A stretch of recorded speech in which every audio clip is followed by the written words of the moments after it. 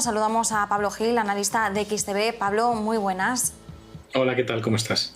Pablo, ¿cómo has visto el cierre de Europa de hoy, sobre todo en un día en el que recogíamos el impacto, las reacciones de ese dato de empleo tan esperado de Estados Unidos, esa creación de 194.000 nóminas no agrícolas, cuando en realidad la previsión apuntaba muchísimo más alto a 500.000 de puestos de trabajo creados en septiembre? ¿Cómo recibes el dato?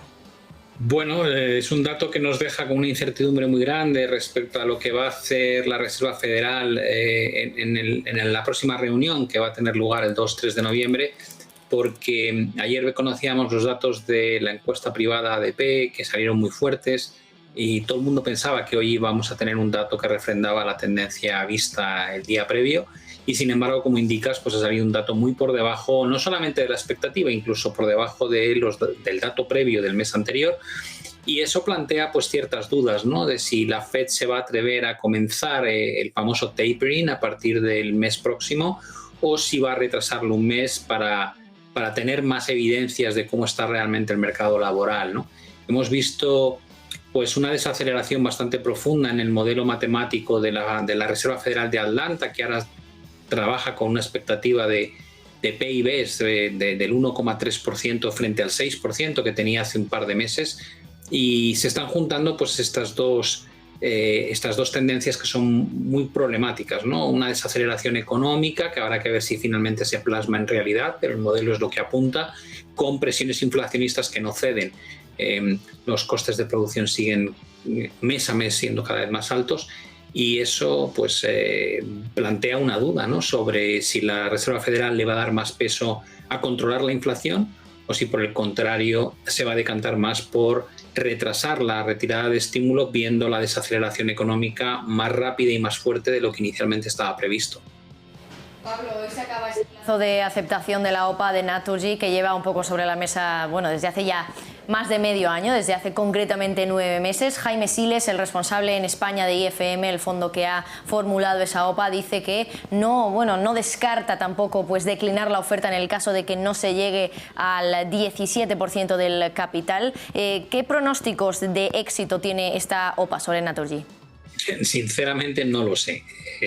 Hay veces que cuando nos preguntáis tenemos la tentación de contestar todo, y muchas veces hay veces que hay que decir no lo sé. Simplemente, como bien indicas, es un proceso que lleva mucho tiempo sobre la mesa y hay muchos intereses creados, y es difícil saber qué opción van a tomar definitivamente, ¿no? Con lo cual, pronunciarme sobre algo que realmente no tengo ningún insight, ninguna postura que pueda defender con argumentos sólidos sobre si al final declinarán o no la operación o saldrá adelante, para mí es una duda tan grande como para el resto de inversores. Pablo, mirando a otro activo, mirando a los futuros del petróleo, hoy recogíamos subidas bastante importantes tanto para el Brent como para el crudo ligero norteamericano. El Brent lo tenemos superando los $83 el barril, una subida del 1,5%, y en el caso del West Texas pues de casi el 2%, a puntito de tocar esos $80. ¿Cuáles son los niveles que estáis barajando en estos momentos desde XTB? Bueno, digamos que hay un canal que viene uniendo todos los máximos que se han producido en el petróleo desde el año 2006-2007, y que más o menos están en el entorno de $80-83 por barril en el caso del Brent. La gran duda es si esta crisis energética que estamos viviendo se nos va de las manos ahora con la entrada del invierno, en cuyo caso no hay que descartar la posibilidad de que se rompan esas estructuras y tengamos que enfrentarnos a precios del petróleo pues mucho más altos, ¿no? Por otro lado, estamos viendo los intentos de los gobiernos. China ya en su momento, cuando el crudo cotizaba 70, 75, habló de incrementar la oferta de petróleo en el mercado utilizando las reservas estratégicas. Ayer fue la secretaria de Energía de Estados Unidos la que aludió a esa posibilidad de desbloquear o sacar al mercado las reservas estratégicas de Estados Unidos. Está claro que los gobiernos están preocupados por el alto coste de la energía, afecta a todo, a la ciudadanía y por supuesto a las empresas, y pone en riesgo la recuperación económica si esto, en lugar de frenarse, pues continúa al ritmo que hemos visto en los últimos meses. Por tanto, hay una batalla, ¿no?, entre el deseo de frenar, y en esta misma línea vimos también declaraciones de Putin diciendo que va a incrementar la exportación de petróleo hacia Europa para controlar un poco lo que está ocurriendo con el precio del gas natural. Pero como digo, hasta ahora no hemos visto una reacción sólida, hemos visto pues movimientos escasamente intradiarios a la baja, que luego se revierten otra vez hacia arriba. Hay mucha inercia creada, la época del año no es la mejor, ni mucho menos, con lo cual estamos ahí con un problema que está latente desde hace tiempo, que vemos que sí, que desde el punto de vista institucional hay un deseo por controlar esta situación, pero por ejemplo la OPEP no ha decidido incrementar más allá de lo que ya estaba pactado la producción de petróleo. Entonces yo creo que en este momento estamos entre la espada y la pared, ¿no? Cada vez que vemos las noticias sobre un mayor coste energético, pues automáticamente pensamos en el impacto que tiene la inflación, en ese impacto en la inflación, el posible cambio en los escenarios de política monetaria, la dependencia que tiene el mercado de esa política monetaria para no dar la vuelta y cambiar la tendencia, con lo cual estamos jugando con fuego, ¿no? No creo que sea algo que podamos controlar, más bien somos meros espectadores de lo que está ocurriendo, pero sí hay que ser consciente del peligro que tiene. Si no conseguimos revertir la tendencia que se ha iniciado este año, con la entrada del invierno, pues podríamos encontrarnos con un argumento de peso que nos haga ser mucho más pesimistas de lo que inicialmente éramos con el desarrollo de la economía en Europa durante el año próximo, y concretamente con lo que impacta esto a nivel global, porque ya hemos visto que incluso China está pasando apuros con el tema del coste energético en su país. Pablo, y ya si miramos, por ejemplo, a empresas concretas, tenemos que recordar también a los espectadores que la próxima semana, en unos próximos días, pues ya tenemos sobre la mesa esa temporada de resultados en Wall Street. Tendremos que esperar unas semanitas más para tener esas cuentas en el caso de empresas españolas, pero ¿qué podemos esperar tanto en Estados Unidos como en España de esos resultados? Bueno, yo creo que va a haber mucha decepción, ¿no? Igual que anteriormente veníamos con el efecto base favorable, es decir, habíamos tenido un 2020 desastroso y por tanto las comparativas de los resultados contra el año anterior era prácticamente imposible que no saliesen bien. En este momento yo creo que hay dos factores que realmente son preocupantes. Uno es que los resultados empresariales están ligados al ciclo. Hay un concepto como muy directo, y es las ganancias de una empresa están ligadas con el crecimiento económico a nivel global. Si hay crecimiento económico, hay más consumo. Si hay más consumo, evidentemente se generan mayores márgenes de beneficios y por tanto mejores resultados. Si el crecimiento económico se contrae o empieza a desacelerarse mucho, parte de ese crecimiento económico es el consumo y la inversión, y por tanto si hay menos consumo e inversión, las empresas tienen que reducir su margen de beneficios porque venden menos producto, que es a lo que se dedican. Y es un concepto sí visto muy básico, pero se nos olvida que la desaceleración que se está viendo en Estados Unidos podría impactar negativamente, sobre todo a unas expectativas que siguen siendo extraordinariamente alcistas. El segundo factor que creo que no podemos minusvalorar es el hecho de que el spread entre el PPI, que es el coste de fabricación, y el CPI, que es la inflación, es decir, el precio al que venden los productos, tanto bienes y servicios, las empresas, está en máximos históricos. ¿Qué quiere esto decir?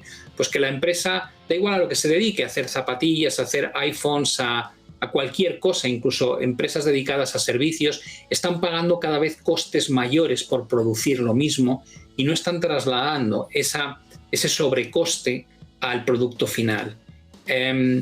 Si tú no trasladas, es decir, si la inflación no sube al mismo ritmo que el coste de producción, quiere decir que la empresa asume un margen de beneficios cada vez menor. Si para mí, para hacer una camiseta, antes pagaba $1 o €1 por el textil, por el algodón, y ahora el algodón me cuesta 3, y yo sigo vendiendo la camiseta a 5, al final dices, antes tenía un margen de beneficio de 4, ahora tengo un margen de beneficio de 2. Entonces, lo que estamos viviendo en la subida de las materias primas, este spread tan grande entre el PPI o el PPI y el CPI, no vaticinan nada bueno. Da la sensación de que o bien a la larga las empresas trasladan ese sobrecoste al ciudadano, al producto final, o vamos a empezar a ver resultados mucho menores de lo que el mercado está descontando de antemano. Por tanto, yo sería bastante cauteloso con los resultados de este tercer trimestre y del cuarto trimestre, salvo que veamos un repunte importante en la inflación o una reducción importante en los costes de fabricación. Y Pablo, ya para terminar, ¿dónde tenéis el foco realmente ahora desde XTB en clave de oportunidad de inversión? ¿En qué activos tenéis ahora mismo la mirada puesta? Pues mira, hemos estado haciendo escasamente hace hora y media un pequeño repaso de lo que se podía esperar de cara a finales de año. Yo estaba hablando de que yo creo que vamos a ver un repunte en las bolsas. Todavía nos queda una ciclicidad muy positiva de aquí a fin de año, pero salpicada de temas que son preocupantes, ¿no? La publicación de resultados que hemos dicho, luego tenemos la patada hacia adelante al techo de deuda que se va a convertir en un tema muy relevante en diciembre, en noviembre tenemos el tema de la Fed con el tapering, con lo cual yo no creo que vayamos a volver a una direccionalidad alcista como la que hemos tenido hasta justo antes de esta corrección, pero sí creo que hay oportunidades de corto plazo de volver a revisitar los máximos del año. Por tanto, nuestro mensaje en el corto plazo es buscar esas estrategias de timing cortoplacista, pero con un sesgo claramente alcista.